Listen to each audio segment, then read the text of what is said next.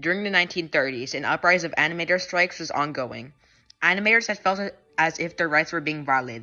The 1941 Disney animator strike was an important and necessary protest that increased animators' rights and pay, created new styles of working and animating, and it forced Disney to realize their responsibilities of treating their workers with respect. Movie production had slowed down, especially for Disney.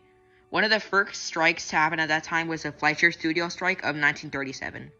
Many of those ongoing strikes, such as the Van Buren protests and even growing conflict in Disney itself, caused a lot of panic in the animation industry, which made Disney only produce one movie during the 30s, that being Snow White and the Seven Dwarfs.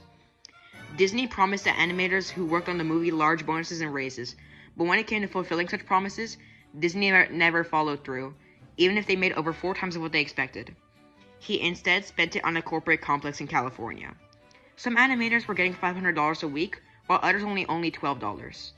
Art Babbitt, Disney's best animator in 1941, tried to get his assistant at $2.50 raise, but could not. I had tried to get a raise for my assistant, Bill Hertz, a $2.50 raise, and all hell broke loose. Went through all the various heads and authorities and so on, and finally got to Disney. I called him and wondered how come this assistant can't get a $2.50 raise. And that was when Disney said that, you and your communist friends, you don't know what the hell's going on in the rest of the world, and if he was worth it, he'd be getting it. And he says, that's why nobody likes you. That's what hurt me. This had created the Screen Cartoonists Guild, otherwise known as the SCG. The SCG was a union formed in Los Angeles, California, designed to protect animators' rights and show studios' responsibilities. In 1937, the Screen Cartoonists organized their first meeting with Little John as the president, finding ways on how to expand on workers' rights at animation studios. One meeting, they decided to implement a formal constitution during the meeting in 1939. A small federation created by the SCG was called the Federation of Screen Cartoonists. By the 1940s, the group had over 100 members and was already representing workers at Metro Goldwyn Mayer and Walter Lantz Studios. They wanted to increase workers' wages through bargaining with the studio executives. Since due to the Great Depression, the higher rules of the studios had cut workers' pay, but not their own, to still have their own paycheck, which violated the rights of workers and was irresponsible of the executives. Many animators from Van Buren and Fleischer had flocked to the SCG because of this. One important animator who flocked towards this strike was Art Babbitt. He felt pity for the lower animators and leaned towards striking for them. He would also encourage others to join the strike. The way I would organize people, I'd take each department, say the inkers, for example, and invite 8 or 10 of the inkers to my home. I lived Hollywood style in that time, and there would be lots of drinks and very nice dinner, and then I would make my union pitch. Disney felt betrayed by this action. In January 1941, the SCG had started to meet at the Hollywood Hotel to gather complaints against Disney, and they realized that if they take down Disney, others would soon follow with paying workers fairly. On February 3rd, a charge filed by the SCG was set towards Disney, threatening a strike due to unfair practices towards working animators.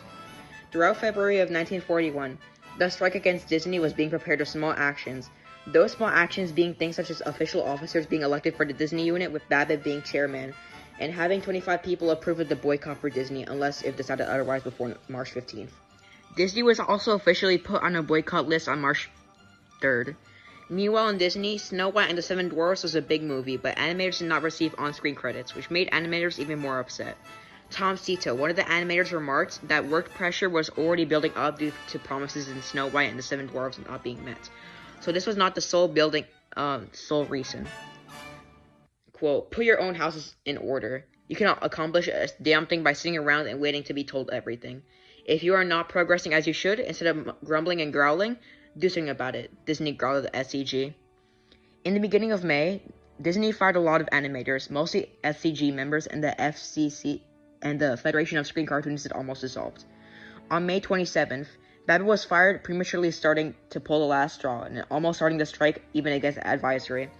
The next day, Disney fired 14 animators, which had been the last straw and created a strike to motion on the exact evening.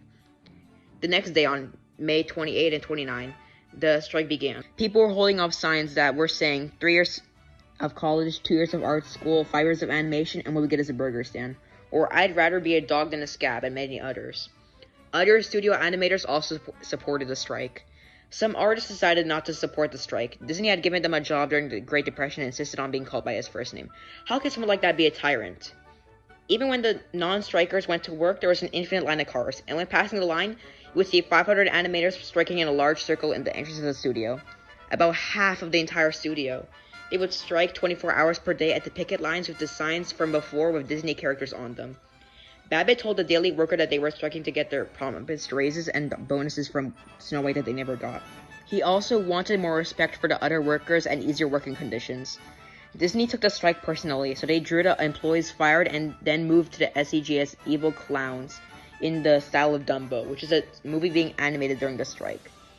Meanwhile, the responding strikers did not seem to take Disney responses serious, keeping the circus clown vibe by using circus-themed humor at their strikes. But they even went as far to take a fake guillotine in a protest march and pretend to cut open a Walt Disney mannequin.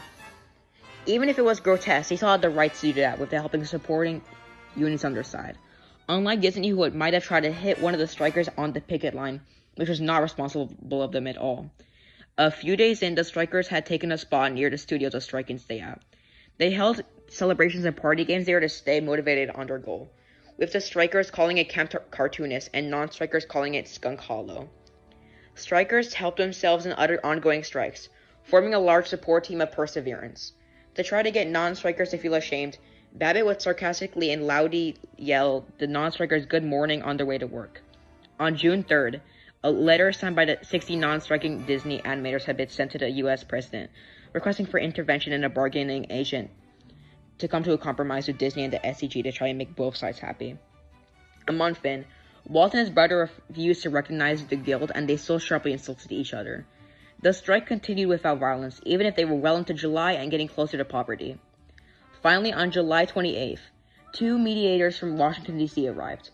On August 2nd, the mediators ruled in favor of the strikers, saying that Disney needed to pay each individual striker 100 hours worth of pay, and that Babbitt needed to be rehired along with other animators. The Guild and Walt Disney had also made an agreement, where anchors would have their pay raised to $35 a week and animators would get paid $85 a week. Even after, Babbitt had gotten fired 2 more times before filing a civil suit for unpaid bonuses and raises, and a lawsuit for being fired 3 times for no reason.